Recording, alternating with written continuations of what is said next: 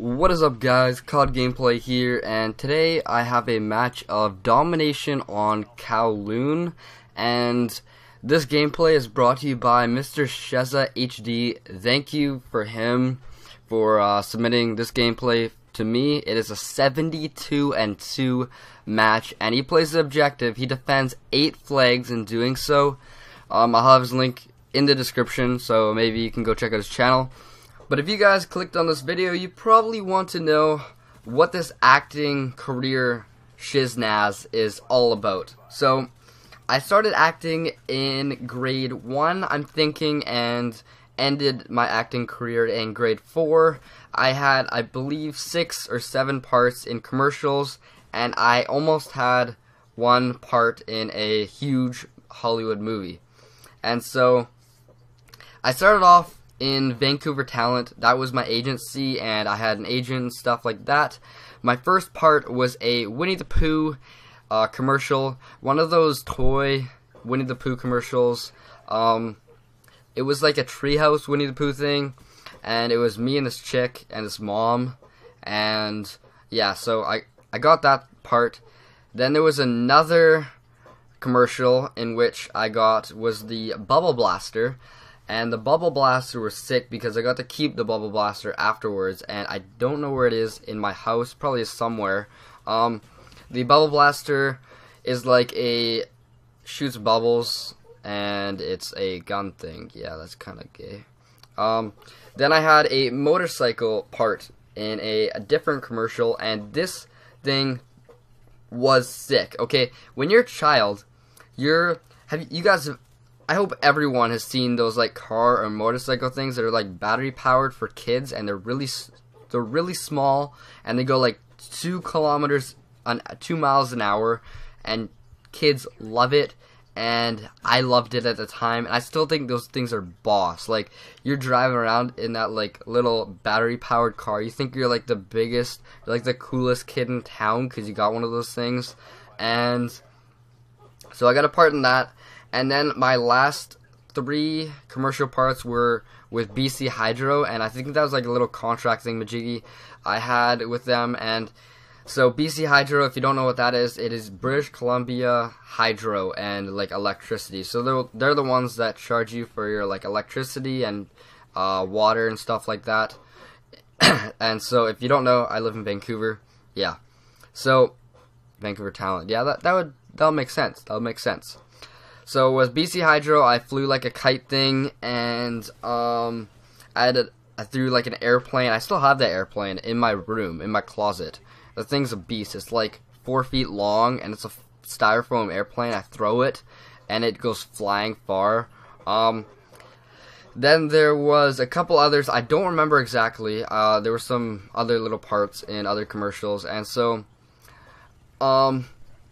my commercials were pretty sick. I didn't get a whole lot. I was on a roll with commercials, and so I ended up in that role, and like the very end of it, I got offered a position for the movie Daddy Daycare.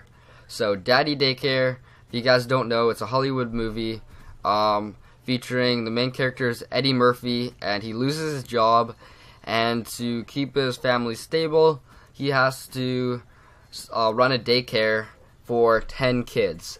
And so I got offered a position in the movie Daddy Daycare, and I'm guessing I probably either would have been, that would have been sick if I would have been that lightning dude. But I'm not sure. See, when you get offered a position, they don't tell you exactly what you are. They just say, okay, we want you for this movie. Come down. We want to see you, and we will, start filming stuff. So, the filming was actually going to be in Los Angeles, and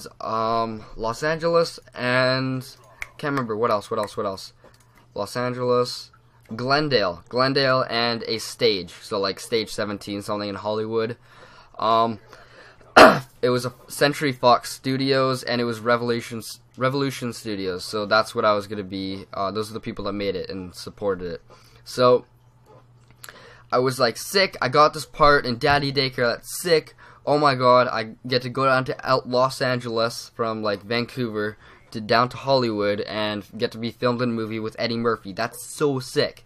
And so what happens, I end up having to, my great grandma ends up getting really sick, and she was like 100 at the time. And her birthday, she was 101 at the time.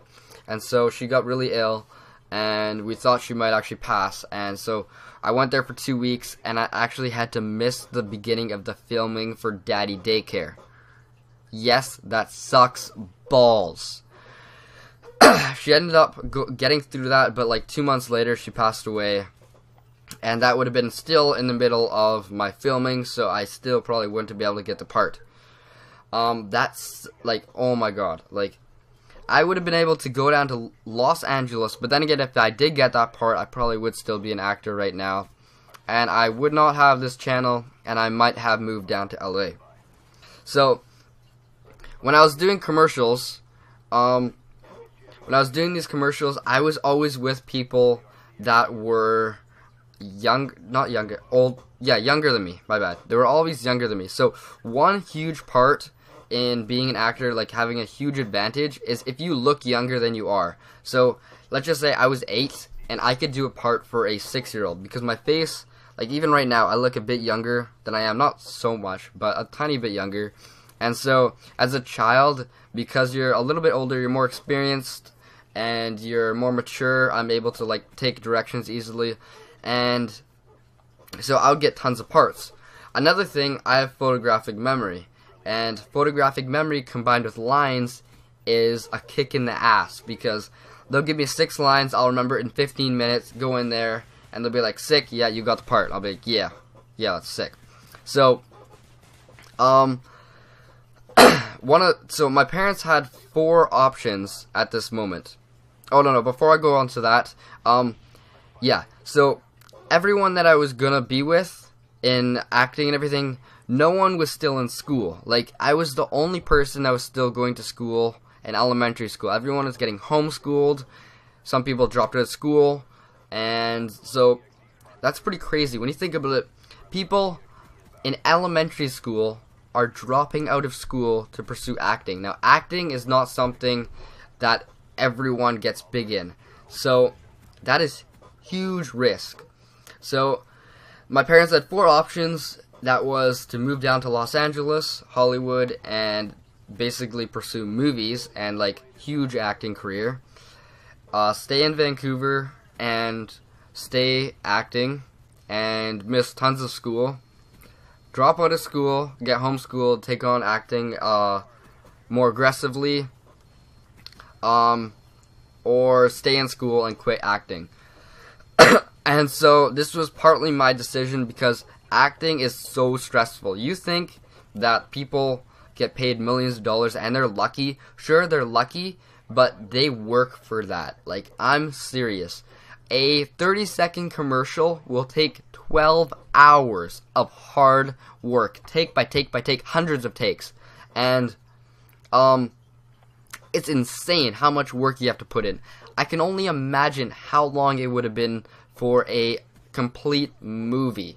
I'm guessing at least 6 months of film time, going hard.